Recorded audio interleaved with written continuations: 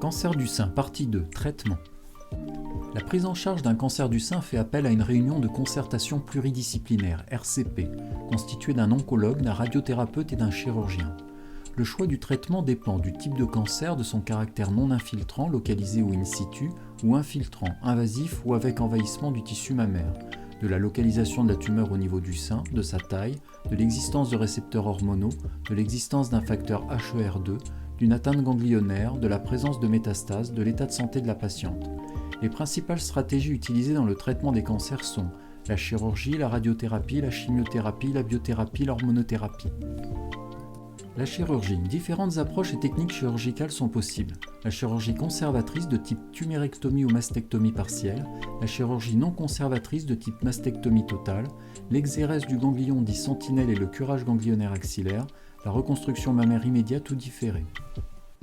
La chirurgie conservatrice de type tumérectomie ou mastectomie partielle consiste à enlever la tumeur avec une marge de sécurité tout en préservant le sein. Deux grands types de chirurgie conservatrice. La tumérectomie lorsque la lésion est palpable et peu étendue. La quadrantectomie lorsque la lésion est plus étendue à un cadran du sein. La chirurgie non conservatrice de type mastectomie totale consiste à enlever le sein dans lequel se situe la tumeur dans son intégralité, y compris l'aréole et le mamelon. Deux types de chirurgie mammaire non conservatrice. La mastectomie totale, appelée aussi mastectomie simple, qui consiste à enlever le sein et sa tumeur cancéreuse. La mastectomie radicale modifiée, qui associe à l'ablation un curage ganglionnaire. L'exérèse du ganglion dit sentinelle et le curage ganglionnaire axillaire. Deux techniques pour enlever les ganglions. L'exérèse du ganglion sentinelle ou le curage ganglionnaire axillaire consiste à extraire et à analyser le ou les premiers ganglions qui drainent la tumeur. Si un ou des ganglions sont atteints par des cellules cancéreuses, il y a une indication à pratiquer un curage ganglionnaire plus large. La reconstruction mammaire immédiate ou différée.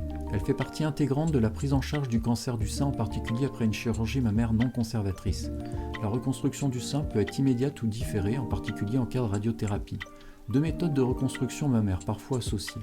La mise en place d'une prothèse interne, implant mammaire, l'utilisation de tissus provenant d'autres parties du corps, c'est la reconstruction par lambeaux. Les effets secondaires de la chirurgie du cancer sont des douleurs post-opératoires, une raideur de l'épaule, un hématome, une infection, un lymphœdème du bras côté opéré. La radiothérapie, elle consiste à administrer des rayons ionisants qui vont irradier les zones cibles cancéreuses afin de les détruire. Elle complète souvent la chirurgie. Le radiothérapeute décide de la dose et de la zone à irradier en pratiquant au préalable un repérage par clip et tatouage au niveau de la tumeur. Une radiothérapie administrée avant une chirurgie est qualifiée de néoadjuvante. Une radiothérapie administrée après une chirurgie est qualifiée d'adjuvante. Le plus souvent, il s'agit de 25 séances de quelques minutes, 5 jours par semaine pendant 5 semaines. Les effets indésirables de la radiothérapie sont parfois une rougeur de la peau, voire une boursouflure après quelques jours de traitement, un gonflement du sein et des douleurs, une fatigue. La chimiothérapie, elle vise à tuer les cellules cancéreuses par traitement médicamenteux en modifiant leur mécanisme de division cellulaire. Elle n'est pas systématiquement prescrite. La fréquence et la durée du traitement dépend du type de cancer, des protocoles et de la tolérance de la patiente.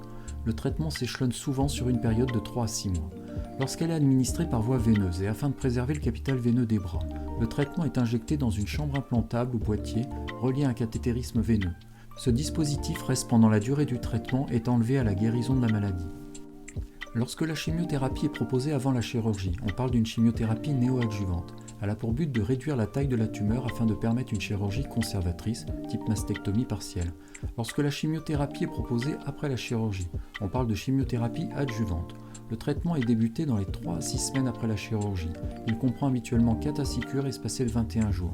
Avant chaque cure, un bilan est réalisé. Selon les résultats, l'équipe spécialisée peut décider le report ou l'ajustement des doses des molécules et de la durée de la cure de la chimiothérapie. La biothérapie. La protéine HER2 favorise la croissance des cellules cancéreuses du sein. On dispose de médicaments issus de la biothérapie qui ont la propriété de bloquer de façon ciblée cette protéine lorsqu'elle est présente. Ces médicaments entraînent moins d'effets secondaires que les chimiothérapies classiques. L'hormonothérapie. L'hormonothérapie est préconisée chez les patients présentant des récepteurs hormonaux RH positifs. Le cancer est dit hormonodépendant lorsque les hormones œstrogènes stimulent la croissance des cellules cancéreuses. Le traitement consiste à bloquer l'action des œstrogènes. L'hormonothérapie est généralement prescrite pour une durée de 5 ans.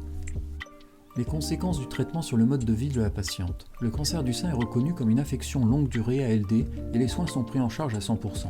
Si vous travaillez, un arrêt de travail est en général prescrit. La reprise peut être progressive. Certains traitements sont responsables d'effets secondaires.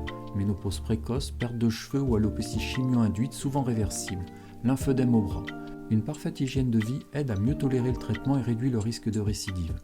Le suivi comprend le plus souvent une surveillance régulière clinique, biologique et radiologique pendant 5 ans, puis tous les ans. Vous avez aimé? Likez et abonnez-vous à Dr No, disponible aussi sur YouTube.